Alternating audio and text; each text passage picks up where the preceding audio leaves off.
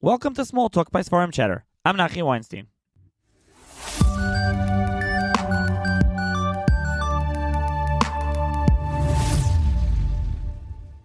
On this episode of Small Talk, I'm going to be joined by Rabbi Yitzy, who is the author of the newly published book titled The Ultimate Parshah Challenge, Shabbos Table Q&A for All Ages, including questions on the Yom Tovim. That's like the subtitle. Published by Mosaic Press. So thank you, Yitzy, for joining me. I'm a big fan of the podcast. Thank you so much for having me.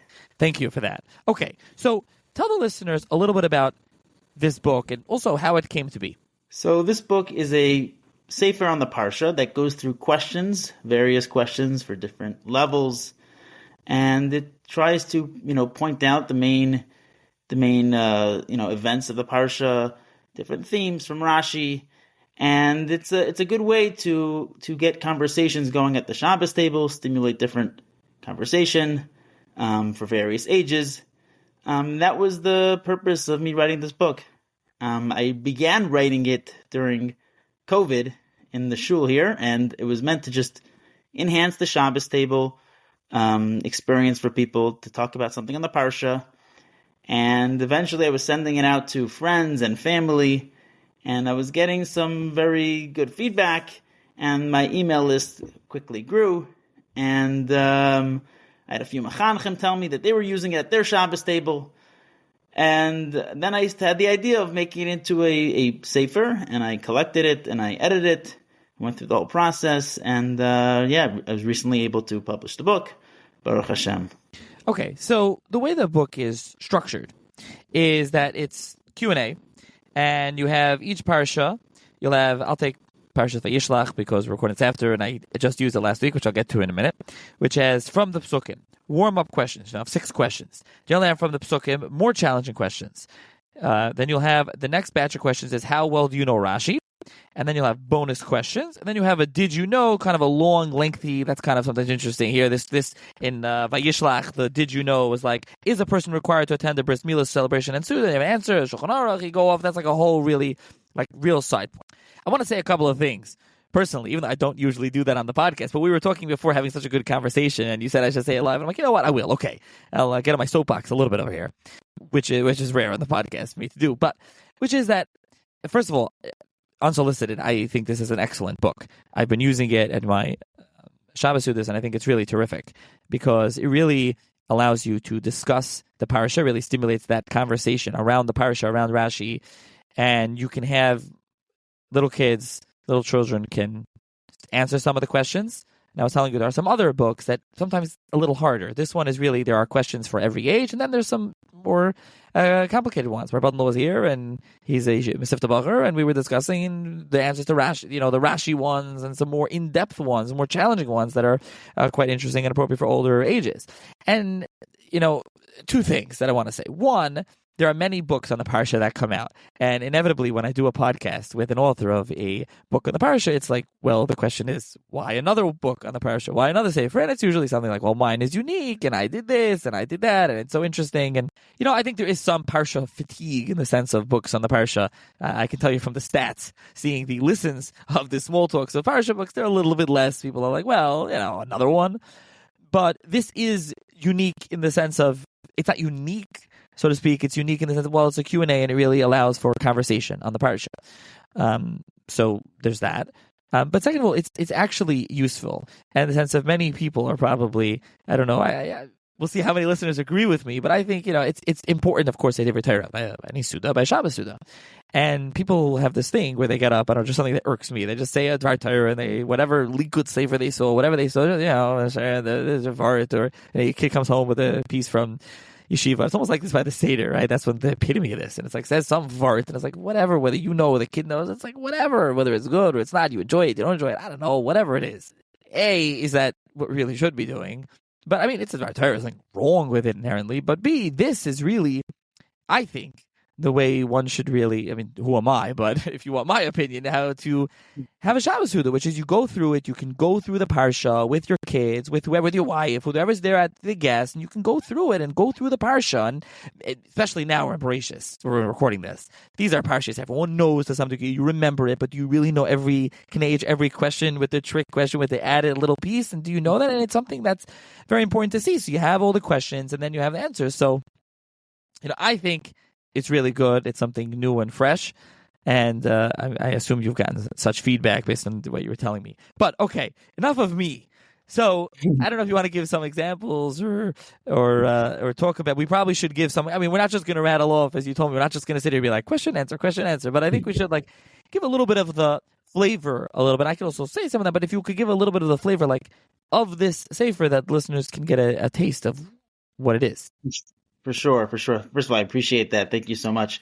I also tried, besides for, we're talking about the different levels of questions, I did try to make the questions, like you said, there's some little points where I'm trying to make it a little more interesting. I present the question a little bit of in a way that's I want to know the answer to that. So, for example, my more challenging questions from the Psukim that I would do is you have to kind of know the Parsha as a whole. You can't just know parts of it. It's very useful, by the way, to do Shnai Mikra if you want to get the answers right. And it would be in Parshas Bahaloscha, for example. Which 3 different punishments did Hashem exact in the Parsha? So you have to think about, there was different things with the fire, there was a plague, there was different things that happened in the Parsha, and you have to kind of think of it as a whole. An example of a bonus question would be sometimes more, you have to know multiple Parshios to know the answer, but it's interesting. And sometimes you'll have kids that know some of the answers, which is also good. They may not know all of them, but kids will know some of the answers to the questions, which is kind of the point, to stimulate conversation between, a lot of people have at their Shabbos table, younger people, older people. So an example would be a bonus question for Parshas Shlach, which 3 people in the Torah does Hashem call my servant? So you have to try to think about that. A little bit more of an interesting one that, I don't know, you're not necessarily going to know the answer, but this is an open-ended one, was in Parshas Bereshis. This is a question that I personally like, because it's kind of, makes you think about it. But the question is, on which day of creation would a flying elephant probably have been created? So you have to kind of think, is it going to be the birds? Is it going to be the animals? That's something that would organically stimulate conversation, which is kind of, like you said, the idea of the Shabbos table is to have everyone involved, everyone engaged, talking about the Parsha, excited, interesting way.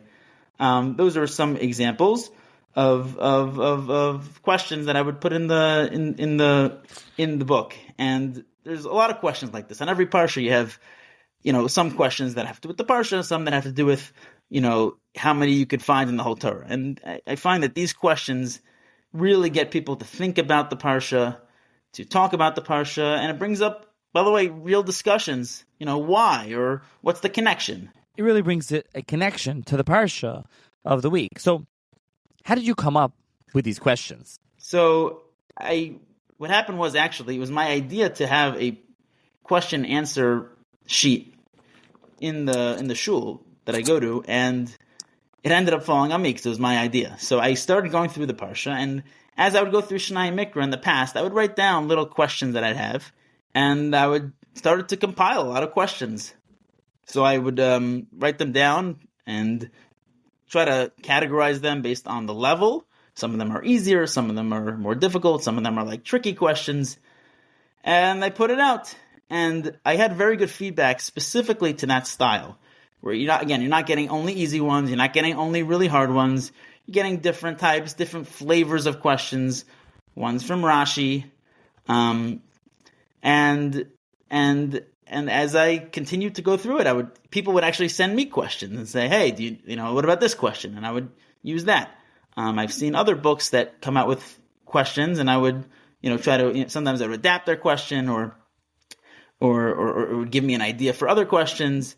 But again, it went through a few years of sending out a Parsha sheet, and I compiled a lot of questions. And for the book, I tried to, curate it to get what I thought were the best ones. Also to get a good amount of questions. I didn't want to put too many out there.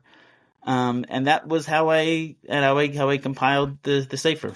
So for Rashi, you have a set, how well do you know Rashi? 6 or 7 questions, each Parshah. But for the other questions, what type of sources did you generally use?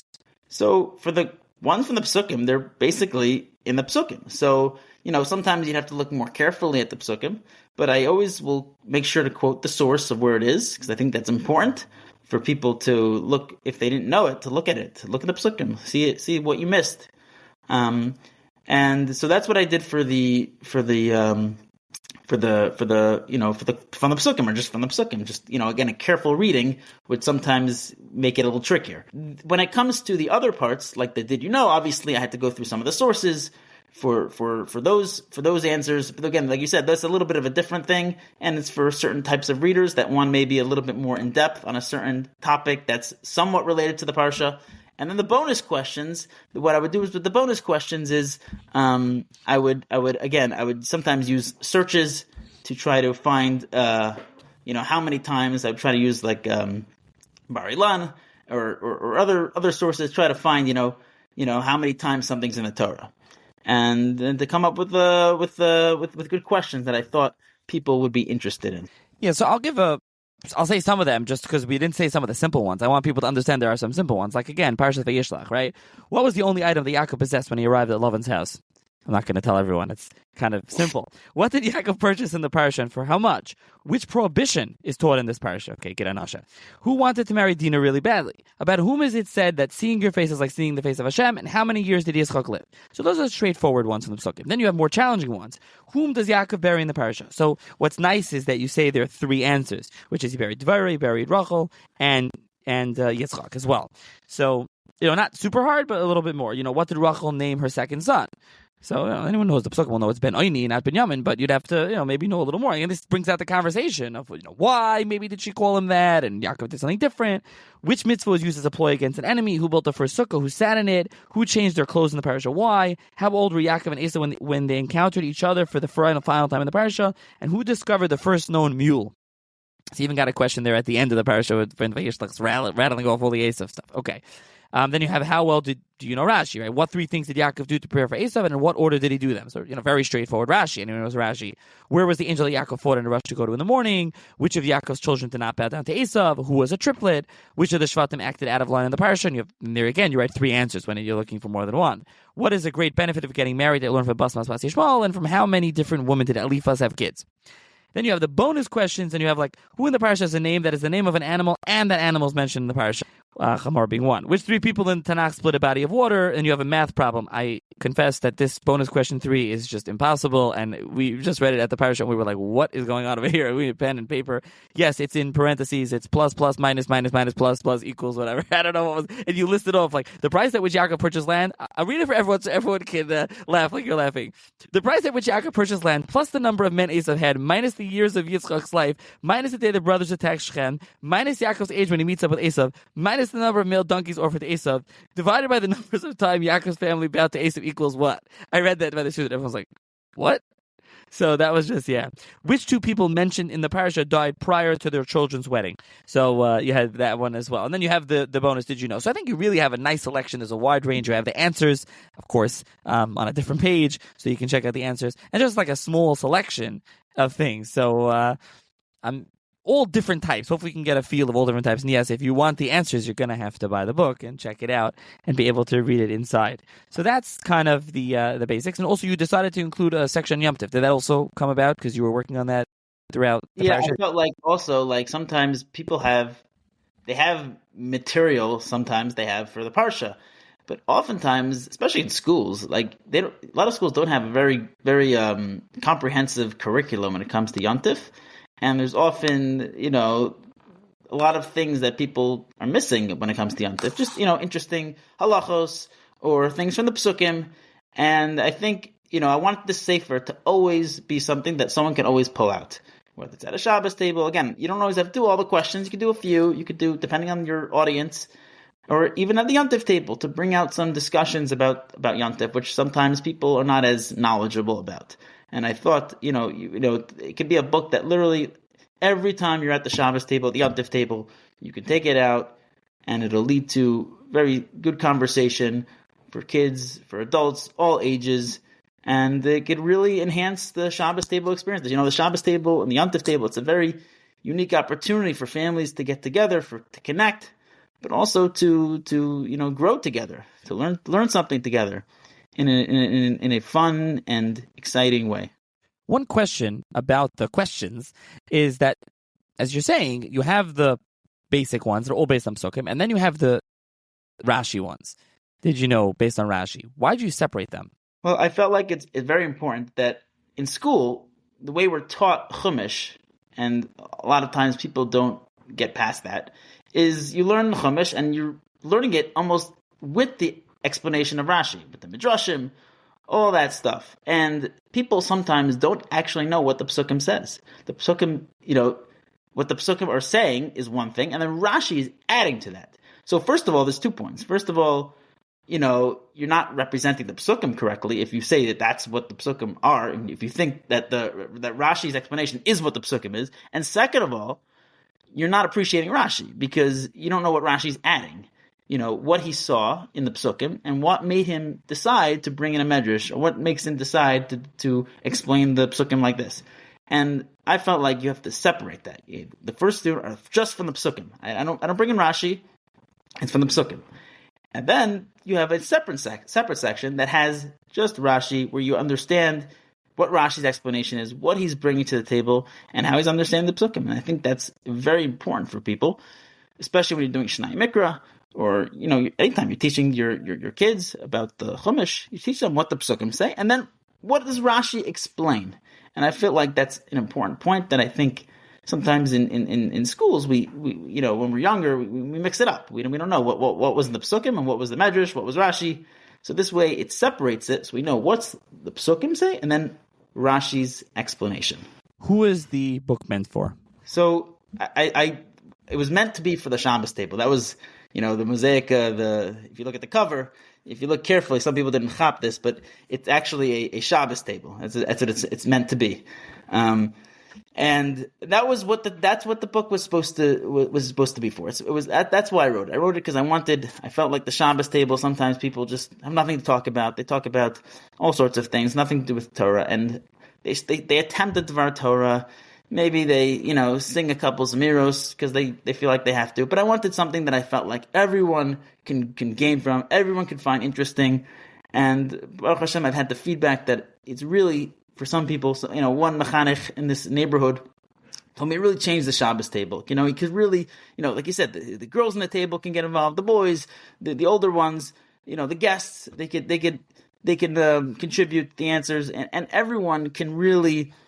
There's something for everyone in this book, and that was kind of the point. And I think that really everyone can gain from this, but especially I think families. You always need something to be mechalish at the Shabbos table to keep the kids interested, to make them enjoy learning, especially the Chumash. And Baruch Hashem, I've had feedback where people told me that they did it Friday night, the book, and then Shabbos day, the kids are looking through during the Kriyas HaTorah. They're looking through to find the answers, and then sometimes they argue, with the book. They say, "Oh no, I really found this answer," and it's good. That's all part of it. Baruch Hashem. That's the idea, is to get that conversation going, talk about it, and I really think that also anyone who's really doing Shnai Mikra well, you want to make sure you're not just quote unquote davening Shnai Mikra. You want to make sure you're really learning it well and making sure you're picking up all the points, and if you're doing Rashi, and I think it's a good way just to see, if you're really absorbing what the Parsha has to offer. You probably answered this, but I usually ask this, so I'll just ask it anyways, if you have anything to add, which is, what are you trying to accomplish with this book? I'm really trying to elevate the Shabbos table experience, to make it that families are sitting around and they have something to talk about, something meaningful, something they're growing together, and it's something that could be a staple at their home, and they could talk about it. Things that doesn't have to be about the book. You can talk about another conversation about the parsha. But again, it's something that it's a good starting point. You start asking questions. It gets people thinking. It gets people talking. It gets people asking. That's what to me, a Shabbos table is supposed to look like. Not one person giving a drasha, not one person saying a maisa. It's about getting people to talk, to think, and to engage with each other. And that is what I want the book to be. And I really think that, like I said before, I think any family can really gain from this book and use it in a variety of, and honestly also mechanchem. Sometimes they're trying to teach the parsha. They have to throw it in on Fridays. They throw in a little parsha. So you could use the book to try to think of a stimulating thing to talk about with your class. But again, it's about really elevating the Shabbos table and making sure you have a Torah dig home, and one where everyone feels like they can gain and connect together to the Torah. Yeah, absolutely. Speaking from personal experience, it's really excellent. And like I said before, and hopefully it was made clear from some of the questions that we give as examples, it's really for all ages and also all backgrounds. You really can, appreciate it. There's easy ones, there's hard ones. You can read the answers. And like I said, you really have the opportunity to discuss the Parsha, not just say some vart, or, and he said before, someone's given a drasha, halavai, someone gives a drasha, whatever, he says maybe a vart, maybe, you have something. You really can discuss the parsha in a fun and meaningful way and try to bring out some divrei Torah, and it's quite an enjoyable experience. It's an enjoyable book, and so I will link to it in the show notes. And as always with Mosaica books, you can purchase it from Mosaica with the code CHATTER, CHATTER, for 15% off. You can get it in your local farm stores or Amazon or wherever else it's available. So thank you, Yitzy, for joining me to discuss the Ultimate Parsha Challenge. I appreciate it. Thank you so much, Nachi.